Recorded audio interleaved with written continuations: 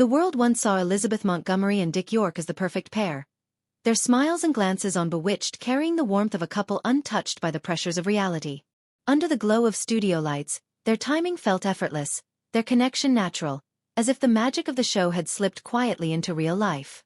But behind the scenes, moments unfolded that would never make it into the scripts. There were glances that lingered a little too long, pauses between takes that held a weight words could not carry. York's presence beside her grew into something quietly charged, even as both kept their expressions fixed in the ease the audience adored. It was not a story of grand declarations, but of subtle movements, small gestures, and unspoken energy. Between scenes, laughter softened into silence, and the air sometimes carried a meaning that no one dared to name. The world around them bustled with crew members, set changes, and endless retakes. Yet there was a current running just beneath it all. York's pain was invisible at first, hidden under layers of professionalism. His injuries were something few fully understood, and even fewer spoke about. Montgomery, with her poise and grace, noticed, but never intruded. Together, they continued to deliver a perfect image to millions watching at home. Yet, that image came at a cost, and each year seemed to add a little more to the weight they carried quietly. It was a weight that neither could fully set down. By the time Bewitched reached its stride, the closeness between them had taken on a rhythm of its own. The lines they delivered on screen were polished, but the moments between them held something unscripted. There was a sense of understanding in their exchanges, an awareness that needed no words. York's gentle smiles and Montgomery's careful responses told a story that lived only in the space between them.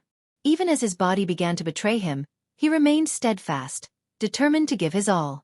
Pain became a silent companion, shaping his days and shadowing his nights, yet he carried it without letting the audience see a crack in the performance. Montgomery's role beside him was more than just co-star. It was a quiet anchor, a steady presence amid the strain. The cameras never caught the subtle shifts in her expression when he winced, or the way she adjusted her movements to ease his pace.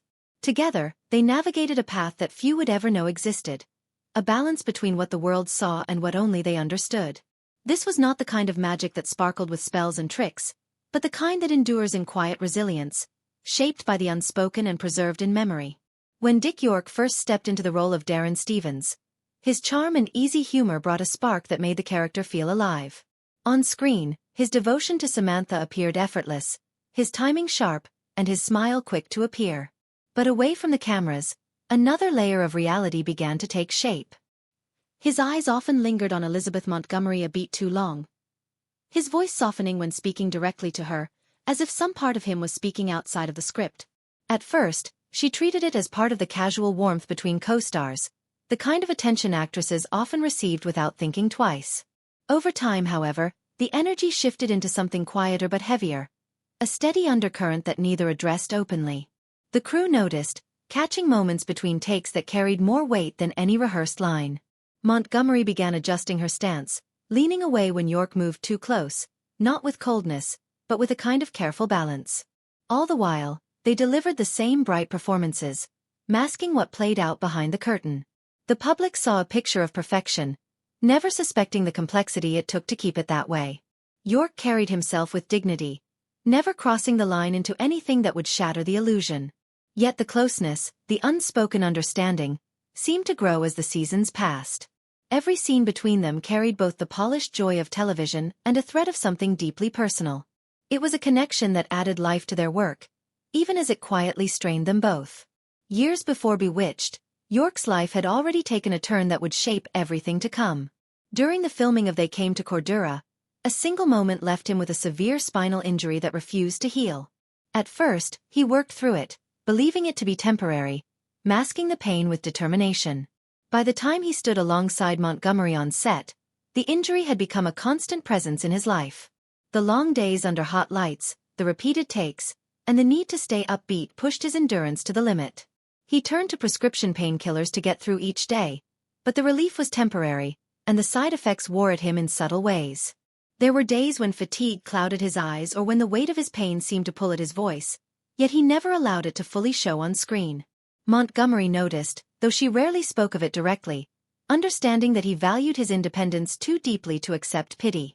Each scene became a balancing act for him, pushing through discomfort to give the same performance audiences loved. But with each season, the strain deepened, making even simple movements a quiet battle.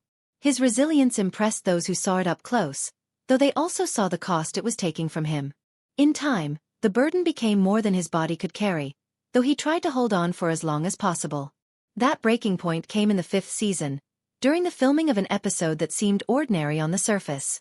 Without warning, York collapsed on set, the pain overwhelming him completely. The moment marked the end of his time on Bewitched, though there was no public farewell. One day he was there, trading lines with Montgomery, and the next he was gone, replaced without explanation to the audience. Behind the scenes, the loss was felt deeply, especially for Montgomery, who had spent 5 years building an unspoken connection with him. The official silence from the studio kept the truth of his departure hidden, leaving only rumors in its place. Some whispered of creative disputes, others of personal struggles, but few knew the depth of his physical suffering. York himself withdrew from the spotlight, retreating into a life shaped by his injury and the absence of the role that had defined him for so long. Montgomery carried on with the show, adjusting to a new co-star while managing her own quiet sense of absence. Though they would not work together again, the years they had shared remained etched in both their lives.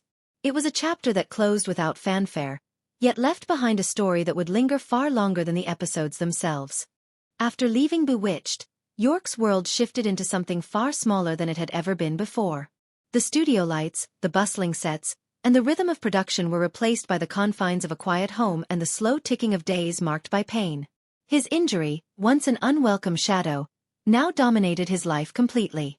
Roles that once came easily slipped out of reach as the industry moved on, demanding a physical presence he could no longer offer. Financial strain began to take hold as residual checks from the series failed to meet the mounting costs of his care. Friends from the business drifted away, some out of discomfort, others because the pace of Hollywood allowed little room for slowing down. York turned to what he could still manage. Small voiceover jobs recorded from home, moments of work that allowed him to hold on to a piece of the craft he loved. Writing became another outlet, a way to document the truth of his experience, from the injury to the emotional toll of losing a career. Rumors occasionally reached him about Elizabeth Montgomery, whispers that she might visit, that she still thought of him, but these stories remained unconfirmed. His days unfolded with a quiet resilience, though each one seemed heavier than the last. The bright energy of Darren Stevens lived on in reruns, but for York, those images felt like glimpses of a life that belonged to someone else. Pain medication dulled more than just the aches.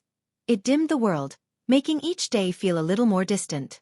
Still, he found ways to contribute, even from the limitations of his condition. Stories began to circulate in fan communities about a possible reunion between York and Montgomery, a final meeting steeped in emotion and closure. According to the tales, she visited his modest Michigan home, shared heartfelt words, and left with tears in her eyes. The image was powerful. Two former co-stars reconnecting after years apart, bridging the silence that had grown between them. Yet no proof ever surfaced, no photographs, no verifiable accounts. Those closest to York explained that his declining health made visits rare, and such a meeting would have been unlikely. Montgomery herself never addressed the rumor directly, leaving only speculation in its place. The absence of confirmation allowed the story to grow, fueled by the longing of fans who wanted to believe in a gentler ending. The reality was that York's life had become intensely private in his final years, centered around managing pain and breathing through the strain of emphysema brought on by decades of smoking. Even so, he founded a charity from his home, using the phone to raise awareness and funds for the homeless. Each call was a reminder that he still had a purpose, even when his world had narrowed to the walls around him. The man who had once played the lively, quick-witted husband now measured his victories in quiet moments and small acts of service. By the early 1990s, York's health had reached its lowest point. His movements were limited to short walks within his home, and much of his time was spent in bed or in a chair positioned near the window. The world outside moved quickly, filled with headlines, new television stars, and fresh stories. But his was a slower existence measured in the cycles of pain and relief. In February 1992, at the age of 63, York's life came to an end. The news stirred a wave of nostalgia and sadness among fans who still remembered him as the first Darren Stevens. Montgomery issued a brief public statement, expressing sorrow and acknowledging his place in the legacy of Bewitched. That simple acknowledgement reignited the speculation about their history, about what had passed between them both on and off set. For some, her words were a respectful farewell. For others, They were a quiet nod to a deeper connection left unspoken. Neither had ever given the public the full story, and now with York gone, the truth seemed destined to remain locked away. His passing left behind more than just the memory of a role. It left a lingering sense of what might have been, and an enduring reminder of the personal cost that often hides behind the polished glow of television. In the days that followed York's passing, tributes quietly appeared from those who had worked alongside him, each one painting a picture of a man who carried both charm and endurance. Cast members recalled moments on set when his humor lightened long shooting days, even as pain was pressing hard against him. Crew members remembered his professionalism, the way he would step onto his mark with precision no matter the condition he was in. Fans, many of whom had grown up watching Bewitched, shared memories of seeing him for the first time, recalling how he made Darren Stevens feel relatable and real. Television networks aired marathons of his episodes, framing them as a celebration of his career. Old interviews resurfaced, where his smile still held the same warmth it had decades earlier. Yet behind the tributes was a shared acknowledgement of the hardships he endured in silence. The contrast between the light-hearted character on screen and the private struggles off-set became part of his legacy. His charity work remained a lasting testament to how he had chosen to spend his later years, turning personal limitation into a tool for helping others. Even those who had never met him felt the quiet dignity in the way he had faced his final chapter. The news coverage faded with time, but the personal stories, passed between colleagues and friends, lingered. Montgomery's brief words remained the only public acknowledgement from her, leaving the rest to memory and interpretation. In many ways, that silence became part of the story, as much as anything that had been spoken aloud. Years later, when Bewitched found new life through syndication and streaming, York's portrayal of Darren reached audiences who had not yet been born during its original run. For them, the role existed outside of the context of his pain, existing only in the charm and energy he projected on screen. Each smile, each comedic exchange, carried no trace of the struggles behind the scenes. In interviews, surviving cast members continued to speak of him with respect, often pausing when recalling moments that seemed to mean more in hindsight. The industry had moved forward, producing countless new shows, yet York's presence in television history stayed intact.